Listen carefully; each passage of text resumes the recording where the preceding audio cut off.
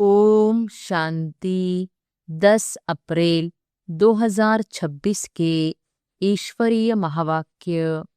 पहले एक नज़र मुरली के मुख्य पॉइंट पर। बाबा ने कहा, भारत ही अविनाशी और प्राचीन खंड है जिसका असली नाम भारत है। हिंदुस्तान बाद में पड़ा। नई दुनिया स्वर्ग में सिर्फ भारत खंड ही था, बाकी धर्म बाद में आए। अभी दुनिया अज्ञान में है, इसलिए इसे घोर अंधियारा नरक कहा जाता है। परमात्मा ही हेविनली गॉडफादर है, वही स्वर्ग का रचयिता है। और फिर बाबा ने कहा, Prajapita Brahma great great grandfather है, उनसे ब्राह्मण परिवार की रचना होती है। भारत का राइज और फॉल, उत्थान और पतन समझना ही सच्चा ज्ञान है। 84 जन्मों की सीढ़ी उतरते उतरते आत्मा पतन में आती है, फिर चढ़ती है। सच्ची सर्विस वही है जिसमें बाप की महिमा और ज्ञान फैलाया जाए। और फिर लास्ट में बाबा ने कहा, योग याद के बल से ही विश्व की बादशाही मिलती है, हथियारों से नहीं। रावण नरक का रचयिता है और उसका राज्य अभी चल रहा है। देह अभिमान छोड़कर अनासक्त रहना जरूरी है, तभी ऊंची मंजिल मिलेगी। छोटी छोटी इच्छाएं, खाने पहनने के शौक भी आत्मा की उन्नति में बाधा बनती है। और अब सुनते हैं महावाक्यों को विस्तार से। मुरली का सार। मीठे बच्चे, बाप आए हैं भारत को सैल्वेज करने। तुम बच्चे इस समय बाप के मददगार बनते हो। भारत ही प्राचीन खंड है। प्रश्न है, ऊंची मंजिल में रुकावट डालने वाली छोटी छोटी बातें कौन सी है? उत्तर है, अगर जरा भी कोई शौक है, अनासक्त वृत्ति नहीं है, अच्छा पहनने खाने में बुद्धि भटकती रहती है, तो यह बातें ऊंची मंजिल पर पहुंचने में अटक रुकावट डालती है। इसलिए बाबा कहते, बच्चे वनवाह में रहो, तुम्हें तो सब कुछ भूलना है, यह शरीर भी याद न रहे। ओम शांति। बच्चों को यह समझाया है कि यह भारत ही अविनाशी खंड है और इसका असूल नाम है ही भारत खंड। हिंदुस्तान नाम तो बाद में पड़ा है। भारत को कहा जाता है स्पिरिचुअल खंड। यह प्राचीन खंड है। नई दुनिया में जब भारत खंड था तो और कोई खंड थे नहीं। मुख्य है ही इस्लामी, बौद्धी और क्रिश्चियन। अभी तो बहुत खंड हो गए हैं। भारत अविनाशी खंड है, उसको ही स्वर्ग हेवन कहते हैं। नई दुनिया में नया खंड एक भारत ही है। नई दुनिया रचने वाला है परमपिता परमात्मा, स्वर्ग का रचयिता, हेविनली गॉडफादर। भारतवासी जानते हैं कि यह भारत अविनाशी खंड है। भारत स्वर्ग था। जब कोई मरता है तो कहते हैं स्वर्ग पधारा।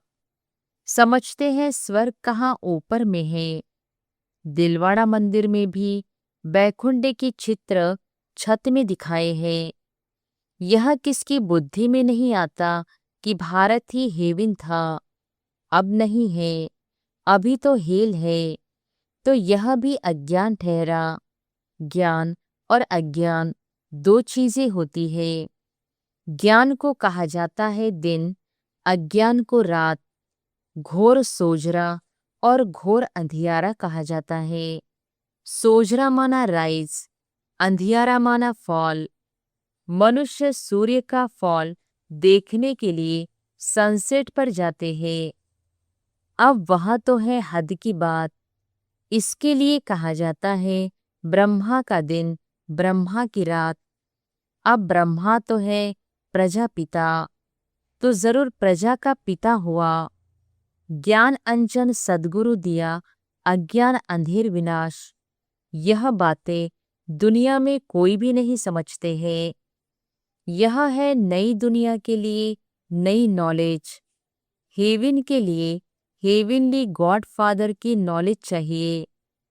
गाते भी है फादर इज नॉलेजफुल, तो टीचर हो गया।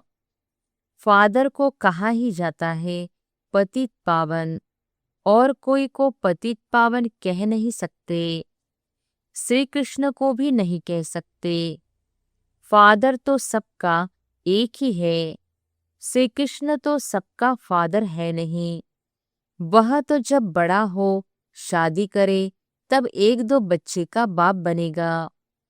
राधे कृष्ण को प्रिंस प्रिंसेस कहा जाता है। कभी स्वयंवर भी हुआ होगा। शादी के बाद ही माँ बाप बन सकते हैं। उनको कभी कोई वर्ल्ड गॉडफादर कह नहीं सकते। वर्ल्ड गॉडफादर सिर्फ एक ही निराकार बाप को कहा जाता है। ग्रेट ग्रेट ग्रैंडफादर शिव बाबा को नहीं कह सकते। ग्रेट ग्रेट ग्रैंडफादर है प्रजापिता ब्रह्मा, उनसे बिरादरी निकलती है। वह इनकारपोरियल गॉडफादर निराकार आत्माओं का बाप है। निराकारी आत्माएं जब यहाँ शरीर में हैं, तब भक्ति मार्ग में पुकारती है। यह सब तुम नई बातें सुनते हो। यथार्थ रीति कोई भी शास्त्र में नहीं है। बाप कहते हैं मैं सम्मुख बैठ तुम बच्चों को समझाता हूँ। फिर यह ज्ञान सारा गुम हो जाता है। फिर जब बाप आए तब आकर यथार्थ ज्ञान सुनाए। बच्चों को ही सम्मुख समझाकर बरसा देते हैं। फिर बाद में शास्त्र बनते हैं। यथार्थ तो बन न सके, क्योंकि सच की दुनिया ही खत्म हो, झूठ खंड हो जाता है। तो झूठी चीज ही होगी, क्योंकि उतरती कला ही होती है। सच से तो चढ़ती कला होती है। भक्ति है रात, अंधियारे में ठोकरें खानी पड़ती है। माथा टेकते रहते हैं। ऐसा घोर अंधियारा है। मनुष्यों को तो कुछ भी पता नहीं रहता है। दर दर धक्के खाते रहते हैं। इस सूर्य का भी राइज और फॉल होता है, जो बच्चे जाकर देखते हैं। अब तो तुम बच्चों को ज्ञान सूर्य का उदय होना देखना है। राइज फॉल भारत और डाउनफॉल ऑफ भारत। भारत ऐसे डूबता है जैसे सूर्य डूबता है। सत्यनारायण की कथा में यह दिखाते हैं कि भारत का बेड़ा नीचे चला जाता है। फिर बाप आकर उनको सैल्वेज करते हैं। तुम इस भारत को फिर से सैल्वेज करते हो। यह तुम बच्चे ही जानते हो। तुम निमंत्रण भी देते हो। नवनिर्माण प्रदर्शनी भी नाम ठीक है।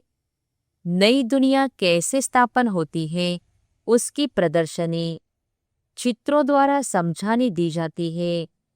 तो वह भी नाम चला आए तो अच्छा है। नई दुनिया कैसे स्थापन होती है, वह राइज कैसे होती है, यह तुम दिखाते हो। जरूर पुरानी दुनिया फॉल होती है, तब दिखाते हैं कि राइज कैसे होता है। यह भी एक स्टोरी है। राज्य लेना और गंवाना। 5000 वर्ष पहले क्या था? कहेंगे सूर्यवंशियों का राज्य था। फिर चंद्रवंशी राज्य स्थापन हुआ। वह तो एक दो से राज्य लेते हैं, दिखाते हैं फलाने से राज्य लिया। वह कोई सीढ़ी नहीं समझते। यह तो बाप समझाते हैं कि तुम गोल्डन एज से सिल्वर एज में गए, सीढ़ी उतरते आए। यह 84 जन्मों की सीढ़ी है। सीढ़ी उतरनी होती है, फिर चढ़नी भी होती है। डाउनफॉल का भी राज समझाना होता है। भारत का डाउनफॉल कितना समय, राइज कितना समय। फॉल एंड राइज ऑफ भारतवासी। विचार सागर मंथन करना होता है।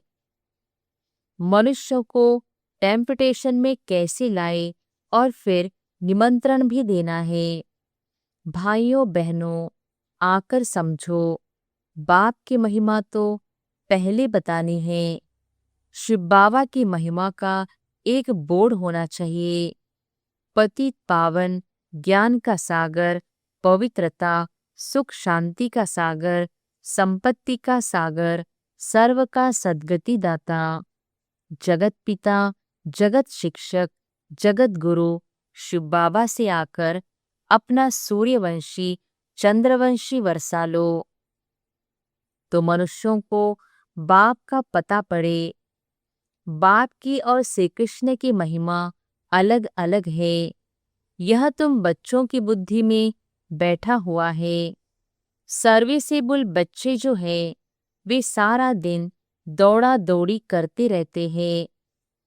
अपनी लौकिक सर्विस होते भी छुट्टी ले सर्विस में लग जाते हैं। यह है ही ईश्वरीय गवर्नमेंट। खास बच्चियां अगर ऐसी सर्विस में लग जाए तो बहुत नाम निकाल सकती है। सर्विसेबल बच्चों की पालना तो अच्छी रीति होती ही रहती है, क्योंकि शिव बाबा का भंडारा भरपूर है। जिस भंडारे से खाया वह भंडारा भरपूर, कालकंटक दूर। तुम हो शिववंशी, वह रचता है, यह रचना है। बाबुल नाम बहुत मीठा है। शिव साजन भी तो है ना। शिव बाबा की महिमा ही अलग है। निराकार अक्षर लिखने से समझते हैं कि उनका कोई आकार नहीं है। बिलवेड मोस्ट शिव बाबा है। परम प्रिय तो लिखना ही है। इस समय लड़ाई का मैदान उनका भी है तो तुम्हारा भी है। शिव शक्तियां नॉन वायोलेंस गाई जाती है, परंतु चित्रों में देवियों को भी हथियार दे हिंसा दिखा दी है। वास्तव में तुम योग अथवा याद के बल से विश्व की बादशाही लेते हो। हथियारों आदि की बात ही नहीं है। गंगा का प्रभाव बहुत है, बहुतों को साक्षात्कार भी होगा। भक्ति मार्ग में समझते हैं कि गंगा जल मिले तब उद्धार हो, इसलिए गुप्त गंगा कहते रहते हैं। कहते हैं बाण मारा और गंगा निकली। गौमुख से भी गंगा दिखाते हैं। तुम पूछेंगे तो कहेंगे कि गुप्त गंगा निकल रही है। त्रिवेणी पर भी सरस्वती को गुप्त दिखाया है। मनुष्यों ने तो बहुत बातें बना दी है। यहाँ तो एक ही बात है, सिर्फ अलफ, बस अल्लाह आकर बहिश्त स्थापन करते हैं, खुदा हेविन स्थापन करते हैं, ईश्वर स्वर्ग स्थापन करते हैं। वास्तव में ईश्वर तो एक है। यह तो अपनी अपनी भाषा में भिन्न भिन्न नाम रख दिए हैं, परंतु यह समझते हैं कि अल्लाह से जरूर स्वर्ग की बादशाही मिलेगी। यहाँ तो बाप कहते हैं मन मना भव। बाप को याद करने से वर्षा जरूर याद आएगा। रचता की रचना है ही स्वर्ग। ऐसे थोड़ी कहेंगे कि राम ने नरक रचा। भारतवासियों को यह पता ही नहीं कि निराकार रचता कौन है। तुम जानते हो कि नरक का रचता रावण है, जिसको जलाते हैं। रावण राज्य में भक्ति मार्ग का सैपलिंग कितना बड़ा है। रावण का रूप भी बड़ा भयंकर बनाया है। बोलते भी है कि रावण हमारा दुश्मन है। बाप ने अर्थ समझाया है। पेशगिर विस्तार बड़ा है तो रावण का शरीर भी बड़ा बनाते हैं। शिव बाबा तो बिंदी है, परंतु चित्र बड़ा बना दिया है। नहीं तो बिंदी की पूजा कैसे हो? पुजारी तो बनना है ना। आत्मा के लिए तो कहते हैं भ्रिकुटी के बीच में चमकता है अजब सितारा, और फिर कहते हैं आत्मा सो परमात्मा। तो फिर 1000 सूर्य से ज्यादा तेज कैसे होगा? आत्मा का वर्णन तो करते हैं लेकिन समझते नहीं। अगर परमात्मा 1000 सूर्य से तेज हो तो हर एक में प्रवेश कैसे करे? कितनी अयथार्थ बातें हैं जो सुनकर क्या बन पड़े हैं। कहते हैं आत्मा सो परमात्मा, तो बाप का रूप भी ऐसा होगा ना, परंतु पूजा के लिए बड़ा बनाया है। पत्थर के कितने बड़े बड़े चित्र बनाते हैं, जैसे गुफा में बड़े बड़े पांडव दिखाए हैं। जानते कुछ भी नहीं। यह है पढ़ाई। धंधा और पढ़ाई अलग अलग है। बाबा पढ़ाते भी है और धंधा भी सिखाते हैं। बोर्ड में भी पहले बाप की महिमा होनी चाहिए। बाप की फुल महिमा लिखनी है। यह बातें तुम बच्चों की भी बुद्धि में नंबरवार पुरुषार्थ अनुसार आती है। इसलिए महारथी घोड़े सवार कहा जाता है। हथियार आदि की कोई बात नहीं है। बाप बुद्धि का ताला खोल देते हैं। यह गोदरेज का ताला कोई खोल न सके। बाप के पास मिलने आते हैं तो बाबा बच्चों से पूछते हैं कि आगे कब मिले हो, इस जगह पर इस दिन कब मिले हो। तो बच्चे कहते हाँ बाबा, 5000 वर्ष पहले मिले हैं। अब यह बातें ऐसे कोई पूछ न सके। कितनी गुह्य समझने की बातें हैं, कितनी ज्ञान की युक्तियां बाबा समझाते हैं, परंतु धारणा नंबरवार होती है। शिव बाबा की महिमा अलग है। ब्रह्मा विष्णु शंकर की महिमा अलग है। हर एक का पाठ अलग अलग है, एक न मिले दूसरे से। यह अनादि ड्रामा है, वही फिर रिपीट होगा। अभी तुम्हारी बुद्धि में बैठा हुआ है कि हम कैसे मूल वतन में जाते हैं, फिर आते हैं पाड़ बजाने के लिए। जाते हैं वाया सूक्ष्म वतन, आने समय सूक्ष्म वतन नहीं है। सूक्ष्म वतन का साक्षात्कार कभी किसी को होता ही नहीं। सूक्ष्म वतन का साक्षात्कार करने के लिए कोई तपस्या नहीं करते हैं, क्योंकि उनको कोई जानते नहीं है। सूक्ष्म वतन का कोई भगत थोड़ी होगा। सूक्ष्म वतन अभी रचते हैं, वाया सूक्ष्म वतन जाए फिर नई दुनिया में आएंगे। इस समय तुम वहां आते जाते रहते हो। तुम्हारी सगाई हुई है, यह पियर घर है।